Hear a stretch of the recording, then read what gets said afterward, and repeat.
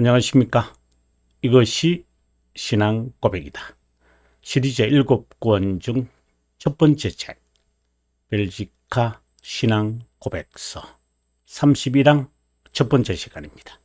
31항은 30항에 이어서 사역자, 장로와 집사에 관한 내용입니다. 531페이지입니다. 531페이지. 사역자, 장로, 집사에 관한 겁니다. 우리가 믿는 것은 하나님의 말씀을 선포하는 사역자. 그럼 장로는 뭘까요? 물론 사역자 안에 이제 장로, 이제 목회자는 장로의 역할도 하잖아요. 기강을 책임지는 사람. 그럼 집사는요, 재정을, 당신은 재정만 해. 이런 말이 아니라 주된 임무를 말할 때입니다. 주의 이름으로 지명을 받고 하나님의 말씀이 가르치는 규정에 따라 각각 직무를 맡도록 교회가 합법적으로, 정말, 저는 lawful election이라 그러잖아요. 합법적이어야 한다. 제가 합법적이니까 여러분 합법적이 되세요. 이런 말이라고 생각하시면 안 됩니다. 합법적으로 선택되어야 한다. 그럼 합법적이라는 게 뭔가요? 조금 후에 설명하도록 하겠습니다. 그러므로 모든 자는 부당한 수단으로 자신을 밀어붙이지 않도록 위해하고 자신을 부르시는 하나님을 기쁘시게 할 때까지 기다려야 한다. 그래야 자신의 부름에 관한 증거를 가질 수 있고 주님에게서 나왔음을 확실하게 확신할 수 있다. 확실하게 확신할 수 있다. 이거는 하나님께로부터 온 것이고요. 이거는 하나님께로부터 주어지는 확실해서 오는 거죠.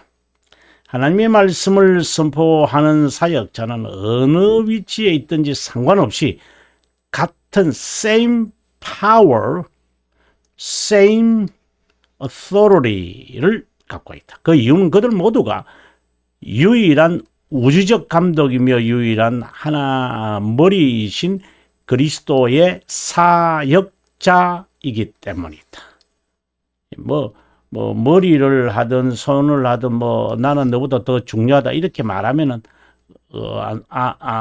그 불법적입니다. 더욱이 하나님의 거룩한 이 규례가 위반되거나 경시되지 않기 위해 하나님의 말씀을 선포하는 사역자와 교회 장로는 그들의 사역을 으로 인해 깊이 존경받아야 한다. 하지만 배임하면 안 되죠. 마치 공직자와 같습니다. 공무원이죠. 보통 공무원이라고 보통 그러는데 공무를 집행하는 이 사람이 이 공권력을 갖고 있거든요. 국가 공권력이 있고 국가의 세력 이것이 이제 뒷배경에 있다 보니까 그걸 가지고 장난질 치는 사람, 지가 마치 그런 권력을 지닌 것처럼, 지닌 게 아니라 그냥 뒤에 서 있는 거거든요. 국가라는 게. 그럼 지는 앞에서 그냥 이렇게 스피커인데 지가 뭔가를 된 것처럼 이렇게 행세한다거나 기자도 마찬가지잖아요. 그리고 국민이 선출한 국무관이고 국무는 이제 그 대통령이 임명한 사람이고 이제 국회에 진출하라고 해서 우리를 대변한 법을 우리를 대변한다는 것보다도 이제 국회에 가서 어떤 정책을 만들 때 법을 통과할 때 당신이 지혜롭게 하라고 그러니까 대표자를 선출은 어떻게 보면은 대의원이죠. 더 이상 말을 안 하는 게 좋겠습니다. 가능하다면 성도들은 투덜대거나 다툼 또는 논쟁 없이 그들과 사이좋게 지내야 한다. 예. 신학자로서 교수로서 정말 수천 명의 목회 후보생들을 훈련시키고 교육을 시킨 책임에 대해서 잘못 제가 받아야 하고 또한 통절히 여겨서 개척을 해 한 명이라도 내 운전으로 잘못한 것을 건져야 된다 하는 무한 책임을 가지고 있습니다. 그것이 무슨 속죄의 근거가 된다고는 보지는 않습니다. 그냥 가책에 대한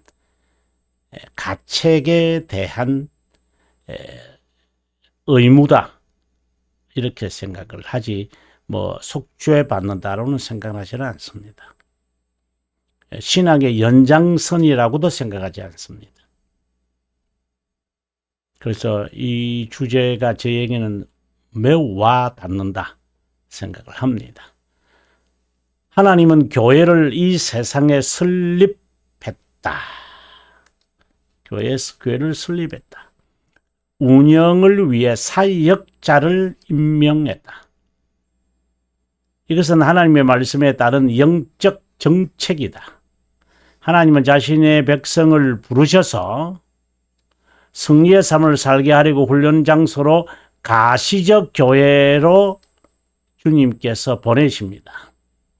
이제 이들의 모임이 이제 교회가 되는 거죠. assemble 이렇게 하죠.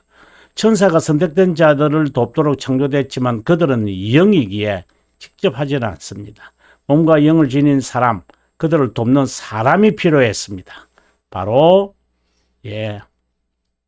사역자죠. 이것을 위해 교회를 설립했고 덜렁센 건물, 교회당 아니다. 몸과 지체인 모임이다. 어셈블이다. 어셈블리 이렇게 하는 게 좋죠. 그렇다고 교회 건물이 없어야 한다는 극단적인 견해도 주의해야 한다. 교회는 그렇다고 뭐 교회 건물이 있어 뭐 거대하게 짓고 그런 그들이 선택하는 것이겠지만 건물이 있는 것이다라고 저는 생각합니다. 그 어느 정도 되어야지 건축도 하죠. 뭐 빚내 가지고 뭐 하는 그런 경우도 있죠. 그걸 우리가 뭐 이 시간에 자세하게 하겠습니까만은 건물이 없어야 한다는 극단적인 자세는 좀 자제해야 한다. 이 말을 제가 강조하고 싶은 겁니다. 교회는 지체들을 위한 훈련, 기강, 양육의 임무를 수행한다. 이것을 위해서 사역자, 장로, 집사가 있어야 한다. 교회의 성격 견책이 이제 sensual이라고 영어에는 sensual이라고 되어 있는데 저는 이것을 기강이라고 저는 말합니다. discipline 이렇게 저는 보면 이거 D자입니다. 이건 아닙니다. 조직, 시스템이죠. 시스템을 가진 신앙 고백서와는 조금 달리 별직하는 교회 직무를 맡은 자, 이것은 신앙 고백서는 이제 웨스트민스터를 말하는 거죠.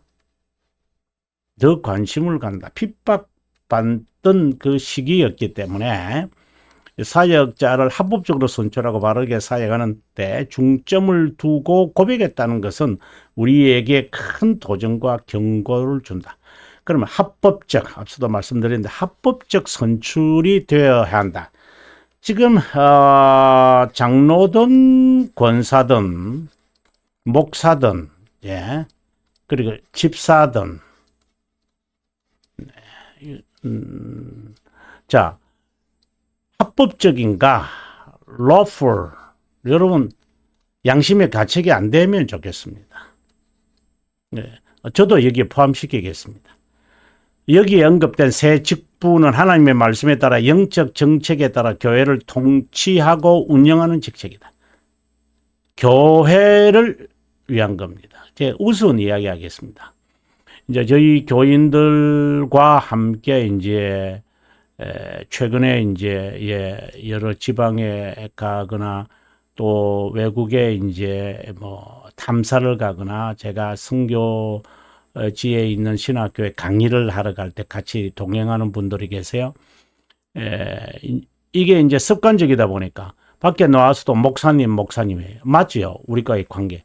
그러나 장소가 바뀌어서 시장에 가서 목사님, 식당에 가서 목사님, 아닙니다. 그때는 제가 갖고 있었던 사회적 직분을 말해줘야 됩니다. 그럼 뭐죠? 교수님, 아니면은 선생님, 이렇게 불러줘야죠. 교회의 관계에서는 집사님, 목사님, 좋습니다. 학교에 가면은 학생들이 저보고 목사님이라 하겠어요? 교수라고 해야죠. 그럼 길가에서 만났을 때 교수님 이렇게 인사해야죠. 목사님이라고 해요. 예. 물론 이중직이죠. 목사직도 있고 교수도 오랫동안 역임을 했으니까. 사회적 용어는 교수잖아요. 교회적 용어는 목사예요. 그럼 상황을 보고 형편을 보고 이제 말을 해야죠. 예. 그렇잖아요. 자, 이걸 그냥 갑자기 떠올라서 이런 말씀을 드렸습니다. 이들이 하나님의 말씀을 선포하거나 그것에 따라 집행할 수 있어야 되는데 합법적이지 않는 직책이 교회에 있어서는 안 된다. 우리에게 암시하고 있다. 아무데나 목사 안수 받았다고 목사입니까? 합법적이어야만 되죠. 하나님은 교회의 임무를 수행하기 위해 직분자를 성경에 제시하는 규정에 따라 합법적으로 선출해야 했다. 거룩한 직책은 항상 이 사역자가 너무나도 거룩하니까 공권력을 가진 총리나 대통령을 비롯한 강요들이나 이 공권력을 사용하잖아요. 하나님의 권능의 대리자잖아요. 지가 행사하라는 게 아니라 그렇게 사람들이 보게 되잖아요. 지가 무슨 능력이 있습니까? 무슨 지가 병을 낫게 할 수 있습니까? 아주 간혹 100만 분에 한 명, 10만 분에 한 명, 이 정도 아주 간혹 1%도 아니고 100만 분의 1 정도. 이제 아무튼 그건 별로 중요한 거지. 근데 능력이 있다는 게 아니에요. 그냥 스피크다는 말이에요. 마치 지가 권능이 있는 것처럼 행사하면 안 된다는 거예요. 지가 권사든, 지가 장로든, 지가 집사든지 간에 권능이 있는 거 아니에요. 그냥 교회가 당신이 그 직무를 감당할 수 있도록 그에게 명예를 준 거예요. 안을 준 거예요. 영예를 준 거예요. 그걸 가지고 과시하면 안 된다. 이 말입니다. 능력도 없는 게 직분만 갖고 있어요. 행하지도 않는 게 자랑만 하고 있어요. 정말 회개해야 되면 내려놓으세요.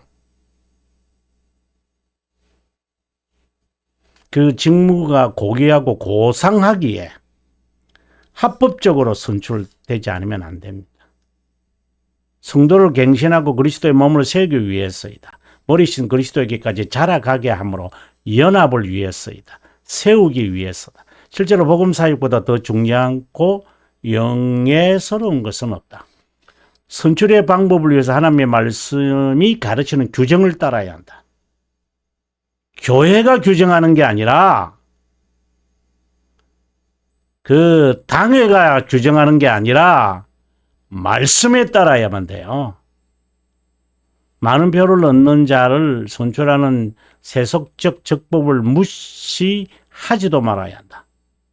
합법적 모임으로 선출돼야 한다. 누가 참된 사역자인지를 알리면 소명을 정식으로 부름에 관한 답변을 고려해야 된다. 일반적으로 그 소명을 객관화시켜서 각 교회에서 추천한 목사 후보생을 노회로 보냅니다. 보통 이제 목회자를 먼저 말하면 노회는 이제 총회에서 지정한 신학대학원에서 공부하도록 위탁합니다. 교회가 노예로 보내죠. 목사 후보생을. 그러면 목사 후보생이 아니라 이제 시험을 치도록 해요. 추천해요. 그러면 노예가 목사 후보생을 선출하죠. 그들을 총회 보내죠. 그래서 노예 추천서가 있고 당회장 추천서가 있어요. 이렇게 소명의 정당성, 물론 이 절차가 뭘 그리 중요해요. 예, 중요하지 않죠. 그러나 그것을 하지 않으면서 하나님에게만 받았다. 그것이 더 위험한 거라 이 말을 제가 하고 싶은 거예요. 칼빈 선생은 사역의 부르심을 받기 위해서 4가지를 제시하는데요. 자, 먼저 어떤 인물을 선출해야 되느냐. 선출하는 방법, 임명하는 자와 임명시까지도 말합니다. 이 4가지 선출하는 방법을 우리가 한번 살폈으면 좋겠습니다. 주님의 이름으로 지명받아야 한다. 교회의 머리이신 그리스도이심을 인정하는 모임, 교회에서 부름에 관해 선출이 이루어져야 한다. 단순히 교회라는 이름만 가지고 선출된 직분자에 대해 부름을 받았다고 여기서는 안 되고 자신도 그렇게 생각하면 안 된다. 직분이 계급화, 세속화, 물질화되면서 학력, 권력, 재력이 교회에 들어와 편법을 통한 성직 매매가 퍼져 있다. 합법적 선출이라는 말은 캐캐먹은 옛말이 되고 말았다. 로만 가톨릭이 저지른 타락한 모습까지 가서야 파멸을 직면하리라 본다. 아무튼 한국교회 직분 선택에 있어서 이 고백서와 어긋나는 방법이 있다면 그 직분을 받았어도 임명했어도 안 된다. 구약시대의 선지자들을 임명하는 사례를 보면 주님의 이름으로 지명받는 것이 어떤 것임을 알 수 있다. 모세의 부름에 이제 내가 너를 바로에게 보내어 너에게 내 백성 이스라엘 자손을 애굽에서 인도하여 내게 하리라. 사무엘 부르심을 봅시다. 여호와께서 임하여 서서 정과 같이 사무엘아 사무엘아 부르시는지라. 사무엘에 이르되 말씀하옵소서 주의 종이 듣겠나이다 하니 여호와께서 사무엘에게 이르시되 보라 내가 이스라엘 중에 한 일을 행하리니 그것을 듣는 자마다 두 귀가 울리고 이사야의 부르심을 봅니다. 또 내가 주의 목소리를 들으니 주께서 이르시되 내가 누구를 보내면 누가 우리를 위하여 갈고 하시니 그때에 내가 이르되 내가 여기 있나이다 나를 보내소서. 예레미야의 부름을 봅니다. 내가 너를 모태에 짓기 전에 너를 알았고 내가 배에서 나오기 전에 너를 성별하였고 정말 아모스의 부름을 봅시다. 양떼를 따를 때 여호와께서 나를 데려다가 여호와께서 내게 이르시되 가서 내 백성 이스라엘에게 예언하라 하셨나니 신약 성경에 예수님께서 제자들을 부를 때 봅니다. 베드로의 부름을 보면 나를 따르라. 내가 너희를 사람을 낳는 어부가 되게 하리라. 마태의 부름을 봅니다. 나를 따르라. 바로의 부름. 너는 일어나 시내로 들어가라. 내가 행하는 것을 내게 이를 자가 있느니라. 이들은 모두 직접적으로 하나님께 부름을 받았다. 우리의 부름은 이제 어떤 것인가요? 무엇을 보고 내가 부름을 받았다고 할까요? 자신의 음성을 듣고 하나님의 음성을 이나 또는 부름이라고 착각하지는 않는가? 자기 소리를 듣는 거죠. 자기 부름을 진지하게 고려하고 또 고려해야 된다. 심사숙고해야 된다. 이제 우리가 밑에서 이제 그 다음 페이지에서 우리가 좀 살피겠지만, 네, 여러분, 이거는 이제 우리가 다음 시간에 아마 공부했으면 좋겠다 생각이 드는데, 이제 이 말은 하고 우리가 마무리하겠습니다. 예, 심사숙고해야 한다. 이 말에 있어서요. 여러분, 목회자라는 것은, 네, 교회가 없이는 목회자가 되면 안 돼요.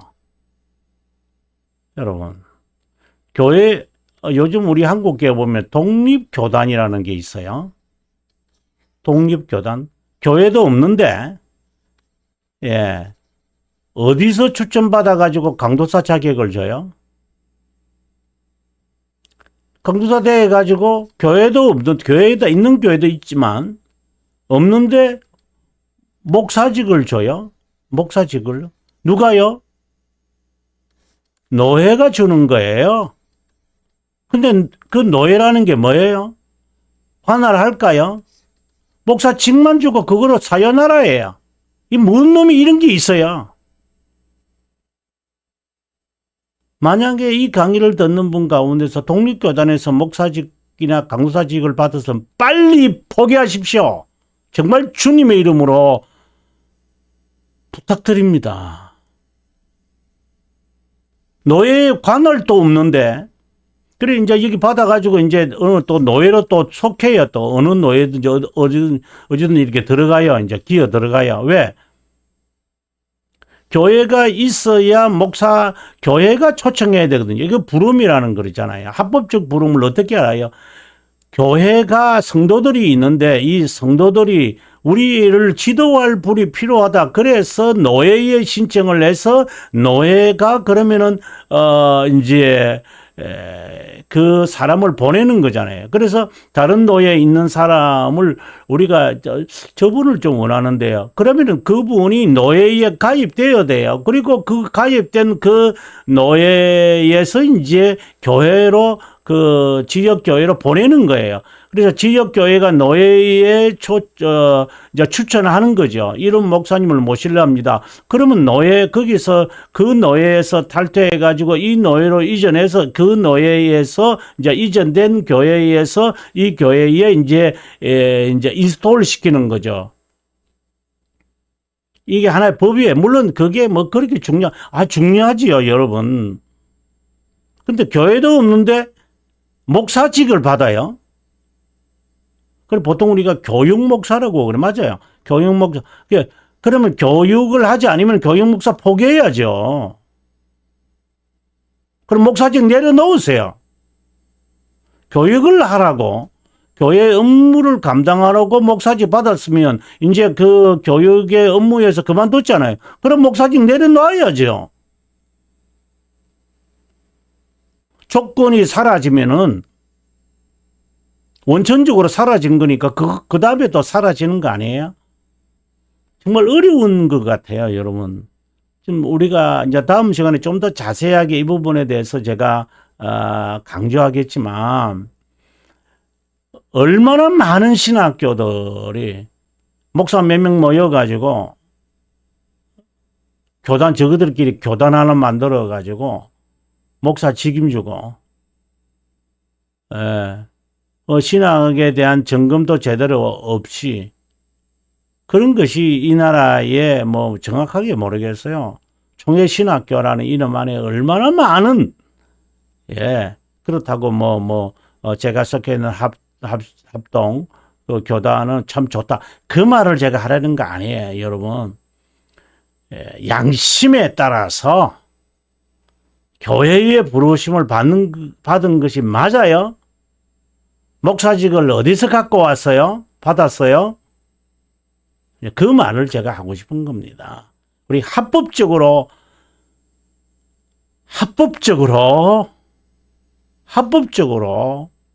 성도들을 가르치고 이 귀중한 사역이잖아요. 목사가 정말 귀중한 사역이에요. 목사 그만두세요. 목사 직무를 하지 않으면 목사라 부름을 받는 것을 저 목사 아닙니다. 이렇게 하세요.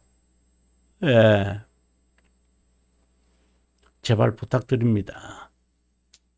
하나님 앞에 더 이상 죄를 범하여서는 안 될 겁니다. 한번 다음 시간에 좀 더 자세하게 공부하도록 하겠습니다. 긴 시간 동안 시청해 주셔서 고맙고 남은 시간 행복하시기 바랍니다.